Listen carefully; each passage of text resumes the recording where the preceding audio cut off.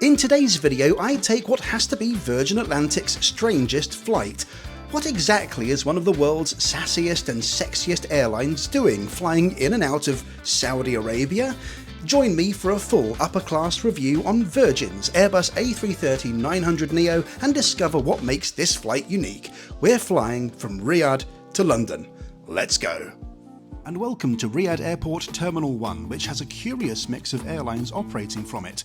Among them are Saudi low-cost giants FlyNAS and Flyadeal, and our Virgin Atlantic A330-900neo feels a little out of place in that company.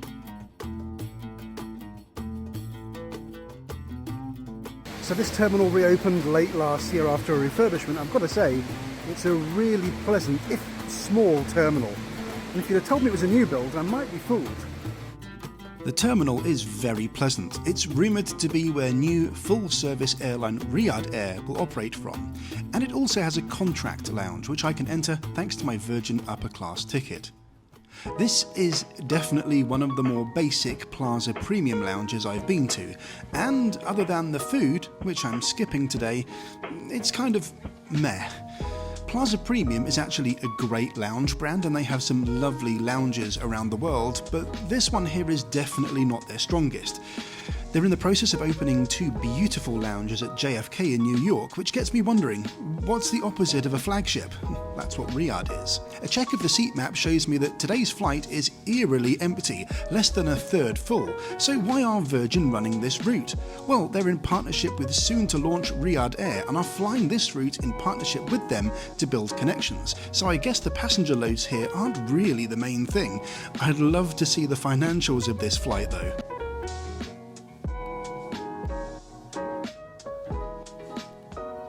After checking out the quiet room, which feels much more like a naughty corner than anything else, it's time for me to head to the gate. I really enjoy airport architecture, and the geometric patterns around Terminal 1, once you notice them, are found absolutely everywhere. It's really quite an attractive terminal, and it doesn't feel like it cost the earth to build either. I am finally getting a little bit of downtime here at the airport before my flight leaves for London, and it does feel kind of good to be going home. I've had a very interesting, if slightly conflicted and challenging time here in Saudi Arabia. I was here specifically to film their desert sleeper train, a video I'll be releasing very soon on the channel. Plot twist, I've actually already posted that video last week and it's doing really well. I'll leave a link in the description so you can go and watch it after this one. As many of you know, much of my content is sponsored by Surfshark VPN, and I'm sure you're expecting me to tell you how I used Surfshark VPN to unlock locked content and stay off the radar of Saudi Arabian government officials. But let's get serious for a minute. There is actually a very good use of Surfshark VPN much closer to home. The UK has a new internet safety law, the Online Safety Act, the purpose of which is supposedly to protect young people from seeing harmful content online. And that law is going to have lots of unintended consequences for perfectly benign and legitimate uses of the internet. Lots of uncontroversial content, like groups which help you quit smoking or deal with gambling or find LGBT+ communities, and even some political content is now behind an age restriction, and you have to give your bank details or a scan of your face to a government-approved intermediary to access vast swathes of the internet. And it's not just adult content that's been hit. So even if you're an adult, there's now a choice. Use the internet like a supervised child, or use a VPN to avoid those restrictions and rewind the clock a few months. If you're 18 and you don't want to give the government your information when you browse the internet, Surfshark VPN makes you anonymous online. Just set the location outside the UK and those sites will no longer detect you as coming from the UK, and you can browse without age verification, just as you could a few months ago. Of course, my viewers are entitled to a special deal. Go to surfshark.com/wingingit or enter code WINGINIT at checkout to get yourself 4 extra months for free of Surfshark VPN. Right, let's get to the plane. The airport experience this morning has been really good. I know that the lounge isn't really up to much, but I'll trade that any day for a nice small terminal where I get dropped off in an Uber. It takes me less than 10 minutes to get airside. No queue at check-in, no queue at passports, and no queue at security.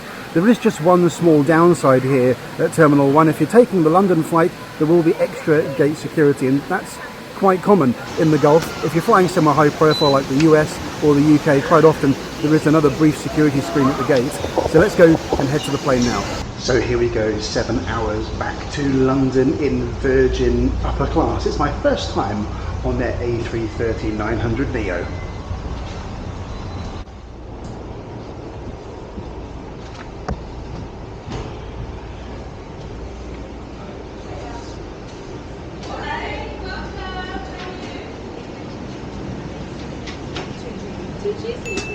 On the other side. Thank you.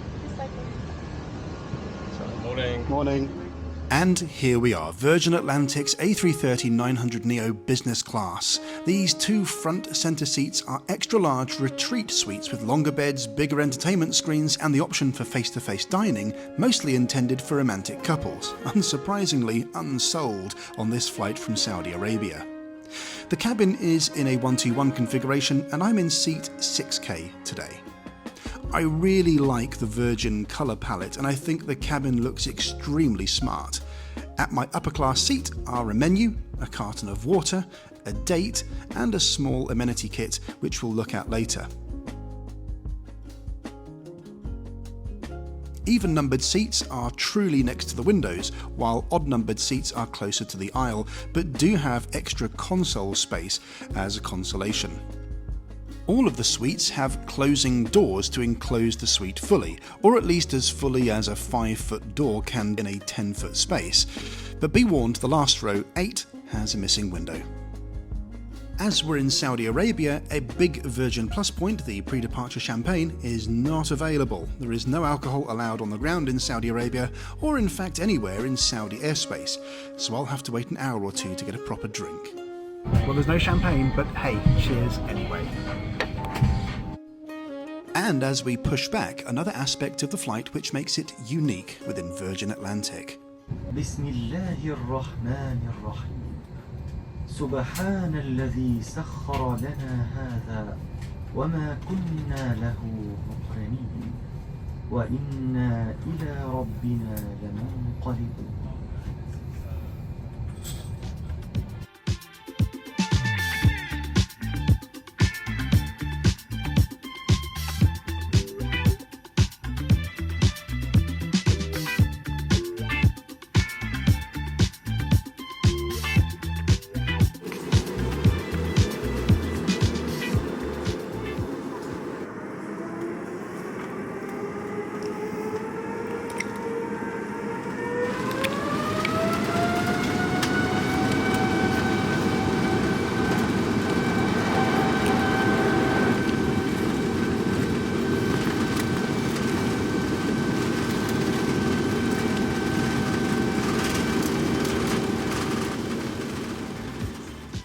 Saudi Arabia is definitely one of the more interesting countries I've been to this year, but I'm looking forward to getting home.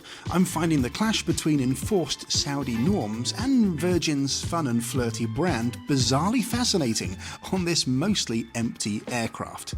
So let's look at the seat. Firstly, it's great Virgin have installed air vents on their new A330-900neos. It's their most recent aircraft and this is their newest seat, but it is far from perfect.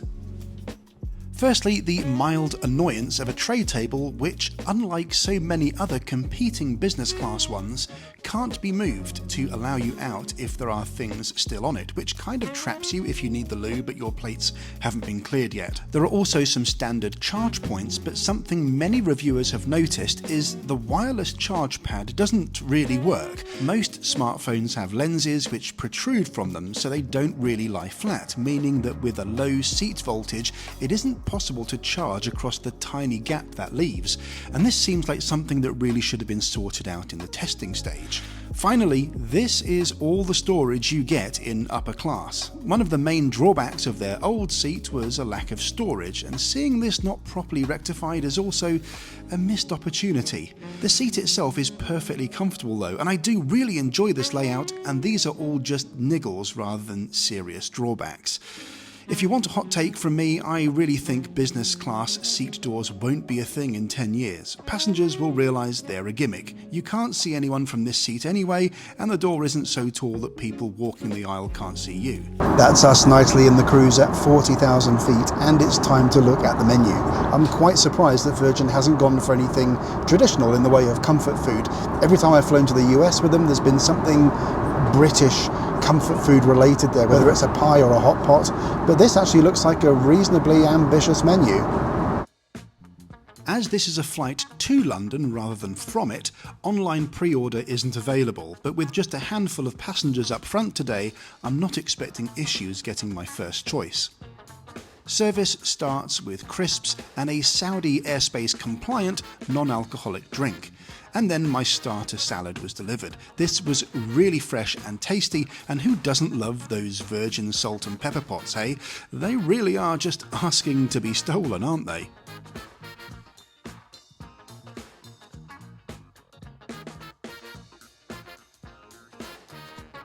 For main course, I went with the herb-crusted lamb loin, which was a little on the small side, but wow, this was very hearty, rich and filling. Lamb is, just like fish, easily ruined in an aeroplane oven, and I order it sometimes just as a test. And I wanted a taste of home after a week in Saudi Arabia riding trains. This was excellent, 10 out of 10. Dessert continued to surprise and delight. A heavy, sticky date pudding, hold the cream, which was very good. And the crew also strongly recommended I try a spare pistachio cheesecake too. And sure, why not? The food and the crew were excellent and testament that European airlines can really deliver when they want to. We're now 1 hour and 45 minutes from Riyadh, and that down there is the Gulf of Aqaba. We now leave Saudi Arabian airspace for Egypt, and it's time for a beer. Most flights take place in a sort of vacuum where you're just in the anonymous sky, and the journey takes place in the same way with no regard to what's below you. So it is kind of novel to literally look down at the ground and know that the rules on board are about to change. And I'll drink to that. Cheers. It's very nice. Virgin's A330-900neo bathroom is pretty standard. Here's the baby change table, which is nice and big. The bathroom is clean and tidy, but otherwise unremarkable. And you know, a little flower, even a fake one, can go a long way in an aircraft toilet.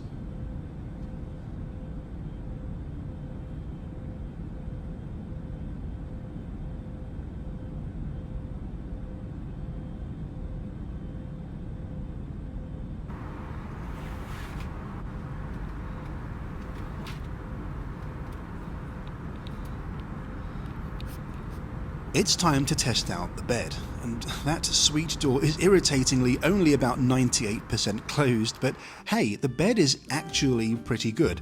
The seat is 22 inches wide and 6 feet 4 inches long, so it's a decent size, and I think my bed making skills are finally improving at 40,000 feet. There's good space and elbow room, and I really quite like the bed. I got an hour's nap here.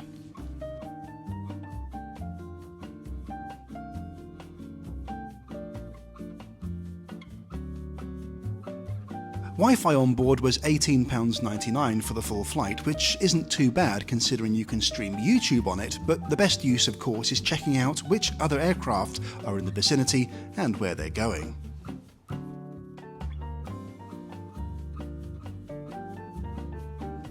Now, here's the bit about this aircraft I really don't get. Since the airline started, Virgin Atlantic has had a bar in upper class on every single aircraft, but this one has the Loft, which is a self-service area behind upper class and is neither one thing nor the other. The whole concept and execution is just odd. Virgin has actually decided, as of July this year, to retire the bars on all their planes and stick extra seats in, which is, well, fine. But just before this, they took delivery of these A330-900neos, which use an area a bar would go for this goofy communal area. Why they didn't put seats here is beyond me. And I don't think that many people use this space, and I wouldn't have sat here if I hadn't been reviewing it. The armrests are meant to hold a glass, but they actually tilt downwards, so that doesn't work. And there are charge points and seat belts, so this is definitely intended as a place for people to spend some length of time. And get this, the seats are just too high as well. I'm not a small guy and my feet are dangling here. I'm afraid this is a real pig's ear and just a weird choice all round. Goodbye, Loft. I assume you will be consigned to the scrap heap soon.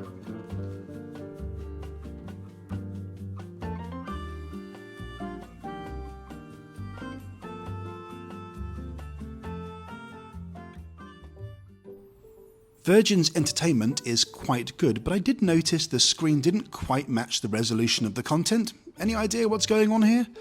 However, there is loads to watch, and whoever had the idea to have Swan Lake by the English National Ballet on here is genius. It's just great stuff to relax to, and the headphones provided aren't bad either. The amenity kit is sustainable and proclaims itself a goodie bag for this reason. There's pretty standard stuff in here, nothing amusing like a face mist or a shoehorn.